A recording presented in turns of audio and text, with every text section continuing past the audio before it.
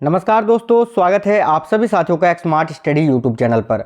साथियों, आज है 4 मई 2023 और आज एसएससी एमटीएस का पेपर था आपका।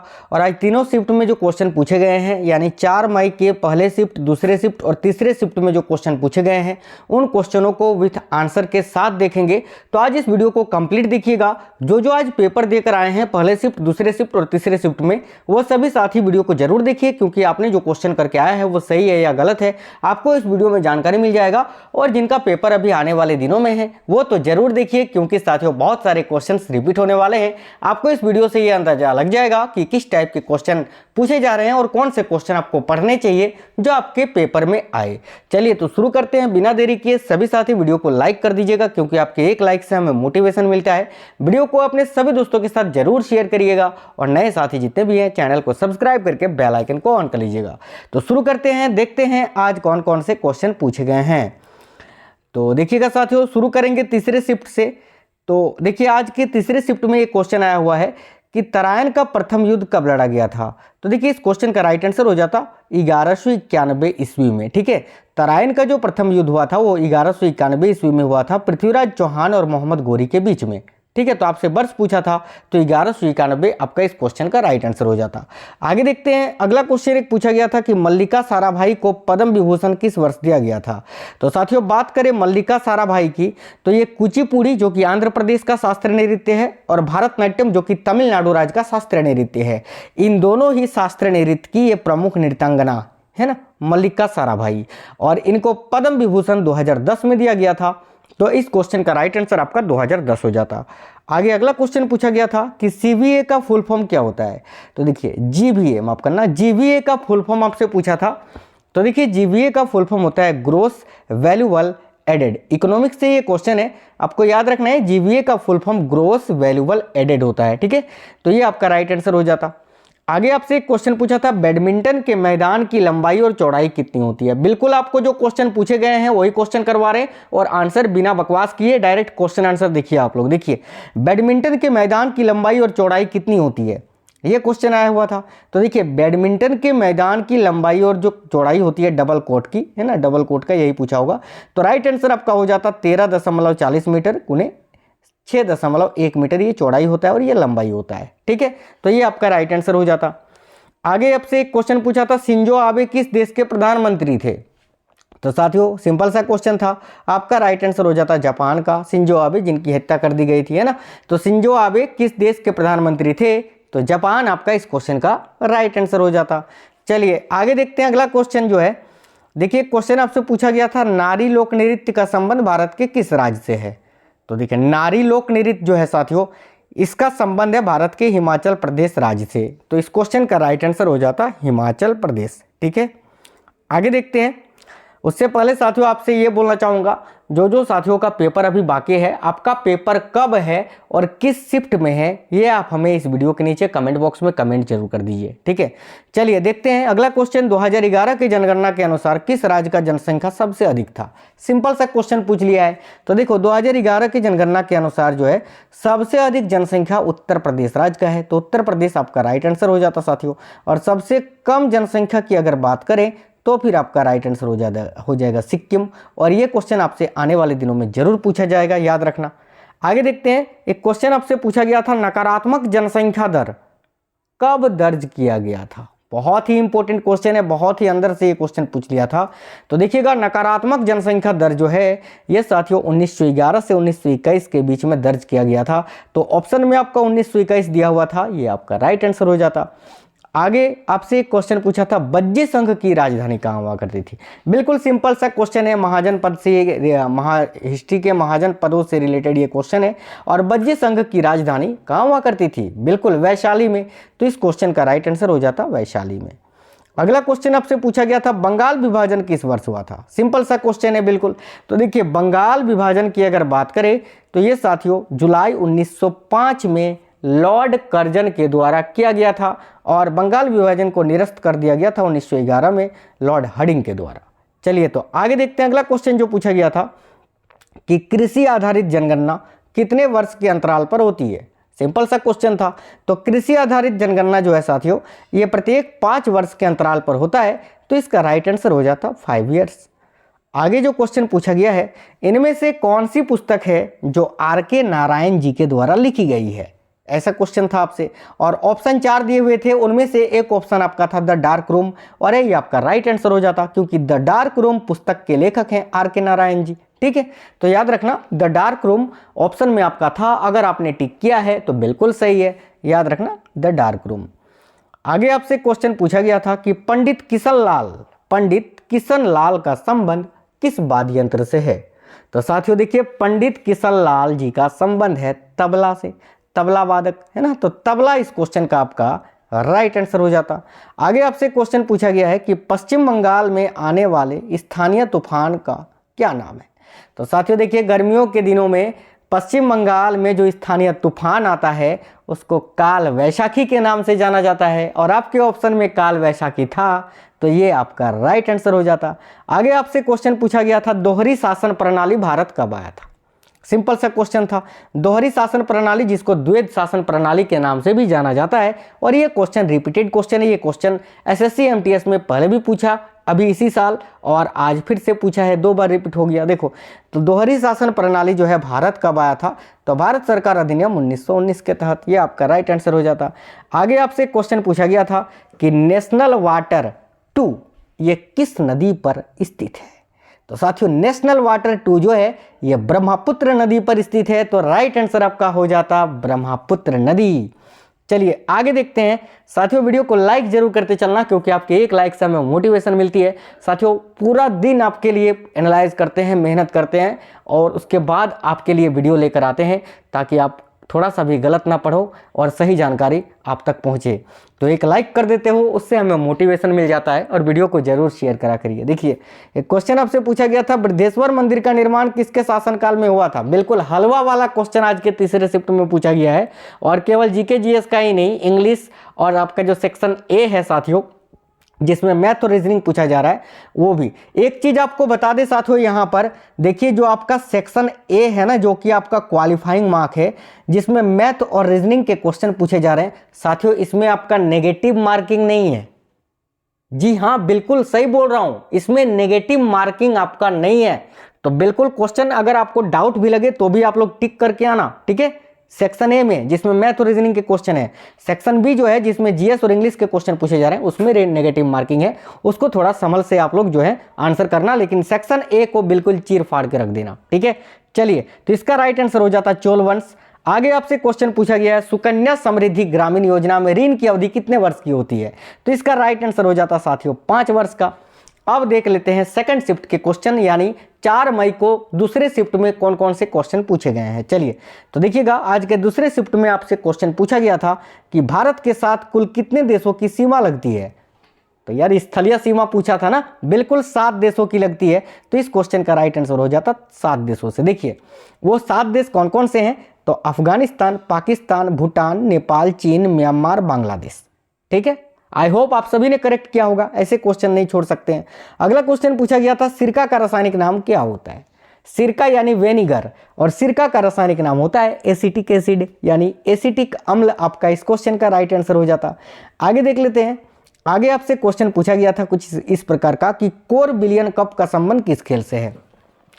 तो साथियों देखिए, कोर बिलियन कप इस किस खेल से संबंधित है, तो राइट आंसर हो जाता टेबल टेनिस। याद रखिएगा, महिलाओं का टेबल टेनिस है ना, महिलाओं का जो टेबल टेनिस होता है उसमें ये कप दिया जाता है, कोर बिलियन कप, याद रखना। तो टेबल टेनिस आपका ऑप्शन में था, ये राइट आंसर हो जाता।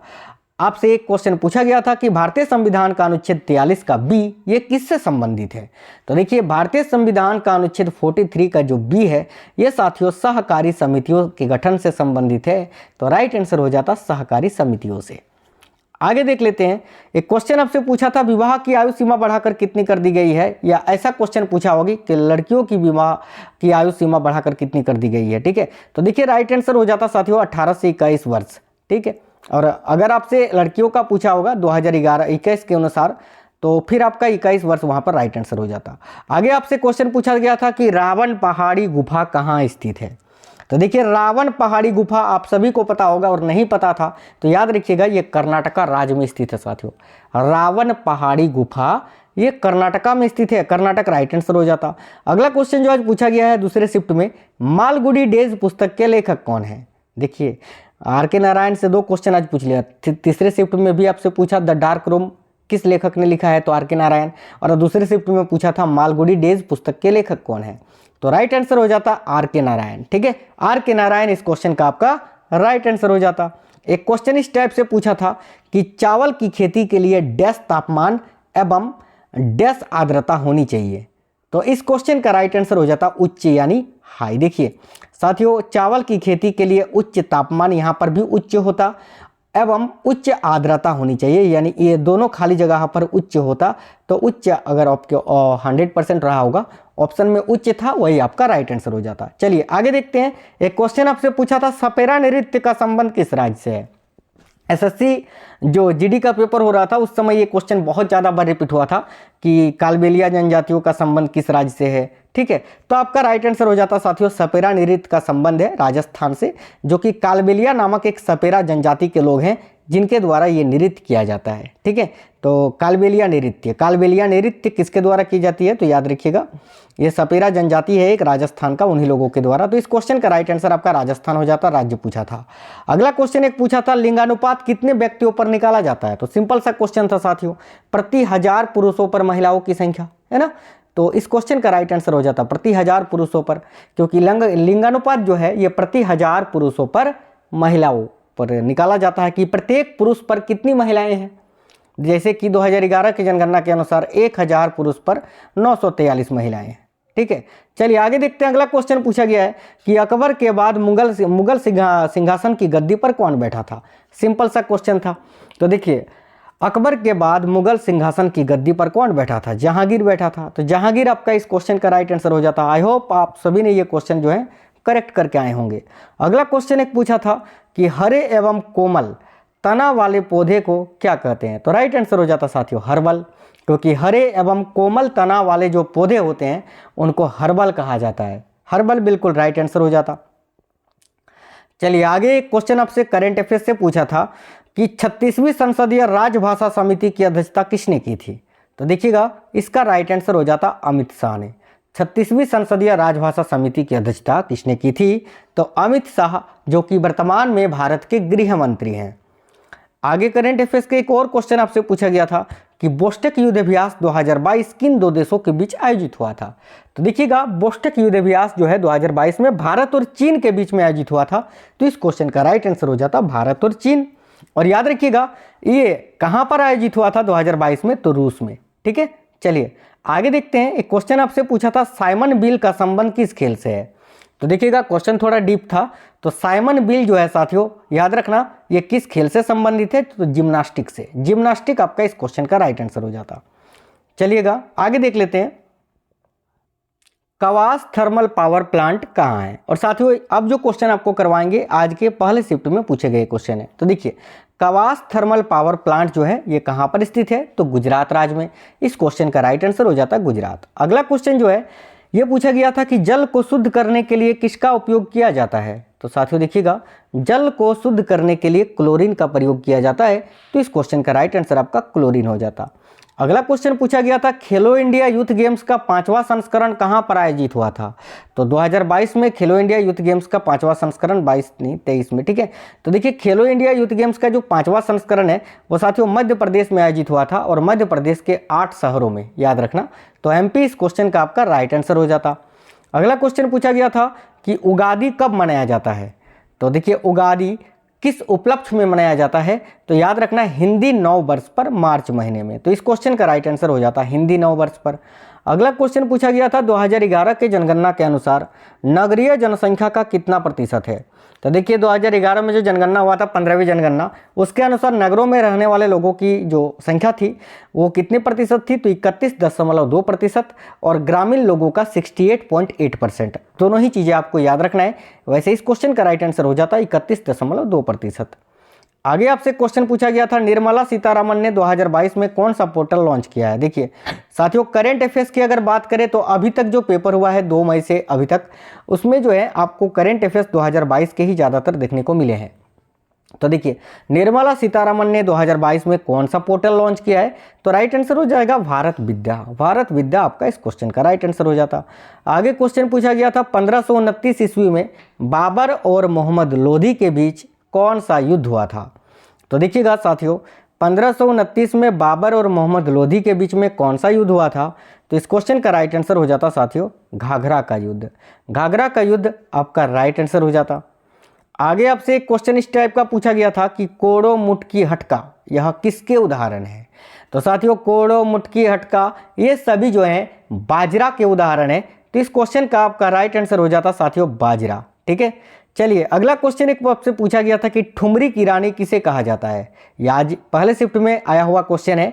तो देखिए ठुमरी की रानी सितारा देवी को कहा जाता है। सितारा देवी जो कि कथक नृत्य की नृत्यांगना है, कथक है ना, कथक नृत्य की प्रसिद्ध या प्रमुख नृत्यांगना सितारा देवी जी का ये उपनाम है, उन्हीं को ही कहा जाता है ठुमरी की रानी। चलिए आगे क्वेश्चन आपसे पूछा गया था स्वामी विवेकानंद जी के आध्यात्मिक गुरु कौन थे?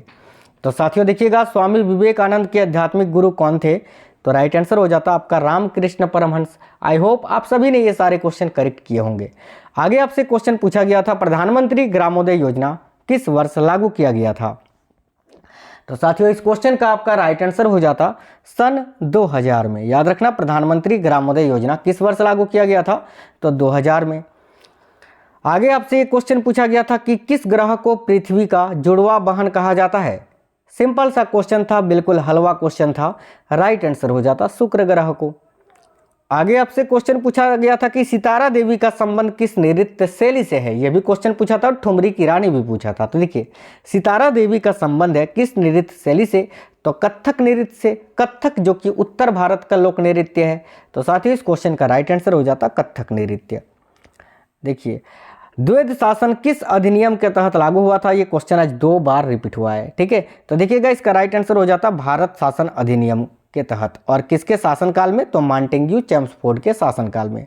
आगे आपसे क्वेश्चन पूछा गया था कि संगमरमर का रासायनिक सूत्र क्या होता है? सिंपल सा क्वेश्चन था, बिल्कुल आप लोग आसानी से किए होंगे। तो संगमरमर का रासायनिक सूत्र होता है साथियों CaCO3 और इसका रासायनिक नाम होता है कैल्शियम कार्बोनेट। आगे आपसे क्वेश्चन पूछा था कि अशोक ने किस युद्ध के बाद रक्त नीति को सदा के लिए त्याग दिया था? तो देखिएगा अशोक ने कलिंग के युद्ध के बाद भारी रक्त नीति को देखकर जो है भारी रक्त को देखकर रक्त नीति को सदा के लिए त्याग दिया था और बौद्ध धर्म को अपना लिया था। ठीक है, तो कलिंग का युद्ध 261 ईसा पूर्व में हुआ था, ये भी आपको याद रखना है। आगे क्वेश्चन पूछा गया था कि सुल्तान जोहर कप 2022 किसने जीता है? देखिए ज़्यादातर करंट अफेयर्स जो पूछे गए हैं वो 2022 से ही पूछे गए हैं। तो याद रखिएगा सुल्तान जोहर कप किसने जीता है 2022 में? तो भारतीय हॉकी टीम ने। तो यहाँ पर आपको ये चीज़ क्लियर हो गया कि सुल्तान जोहर कप का संबंध किस खेल से है? तो हॉकी से। आगे आपसे क्वेश्चन पूछा था कि आगरा का किला किसके शासनकाल में बनवाया गया था? ये क्वेश्चन बिल्कुल सिंपल था। याद रखिएगा आगरा का किला जो है वो किसके शासनकाल में बनवाया गया था? तो अकबर के शासनकाल में। यानी देखिए मुगल एम्पायर से यानी मुगल साम्राज्य से हर शिफ्ट में क्वेश्चन आपको देखने को मिल रहे हैं। ठीक है, तो राइट आंसर हो जाता साथियों अकबर के शासनकाल में। देखिए हिस्ट्री में आप मुगल काल एक बार जरूर पढ़ लीजिएगा, मुगल प्रशासन, मुगल साम्राज्य। इसके अलावा आप जो है मौर्य साम्राज्य पढ़ लीजिएगा। ठीक है, और महाजन पद ये सब पढ़ ही लीजिएगा क्योंकि ये सबसे क्वेश्चन जो है आपको देखने को मिल ही रहे हैं। अगला क्वेश्चन पूछा गया था द प्लेस ऑफ इल्यूशन पुस्तक के लेखक कौन है? तो देखिए द प्लेस ऑफ इल्यूशन नामक पुस्तक के लेखक है चित्रा बनर्जी। तो इस क्वेश्चन का राइट आंसर आपका हो जाता साथियों चित्रा बनर्जी।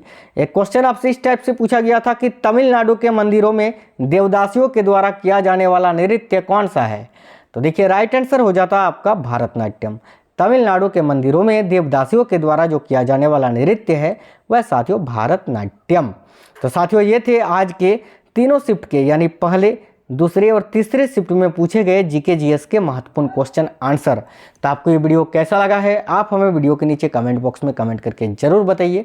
वीडियो को सभी साथी लाइक कर देना, अपने सभी दोस्तों के साथ जरूर शेयर करना। अगर आपको कोई भी क्वेश्चन याद है तो आप कमेंट बॉक्स में कमेंट करके जरूर बताना। साथ ही आप ये भी कमेंट कर देना कि आपका पेपर कब है और किस शिफ्ट में है। मिलेंगे अगली वीडियो में, तब तक स्वस्थ रहें। जय हिंद साथियों, वंदे मातरम।